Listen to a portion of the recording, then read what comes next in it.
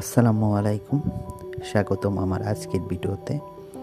আজ আমি ঐতিহ্যবাহী ওকাস মেলা সম্পর্কে আলোচনা করব।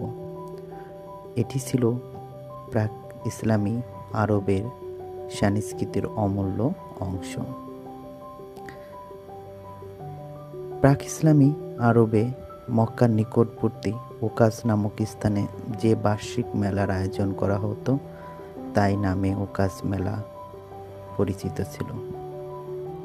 প্রাক ইসলামিক আরবদের সাংস্কৃতিক জীবনে ওকাস মেলার বিশেষ গুরুত্ব ছিল।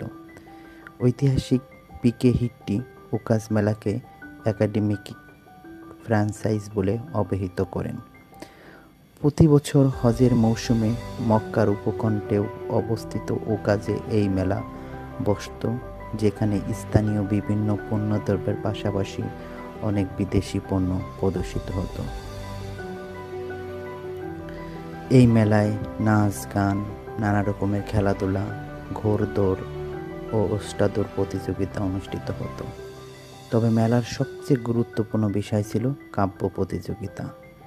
এই কাব্য প্রতিযোগিতায় 7টি শ্রেষ্ঠ কবিতাকে পুরস্কৃত করা হতো এবং এগুলোকে সোনালী হরফে লিপিবদ্ধ করে কাবার দেয়ালে জড়িয়ে রাখা হতো, যা সাবায়া মোয়ালাকাত নামে পরিচিত ছিল বা সপ্ত ঝুলন্ত কবিতা নামে পরিচিত ছিল।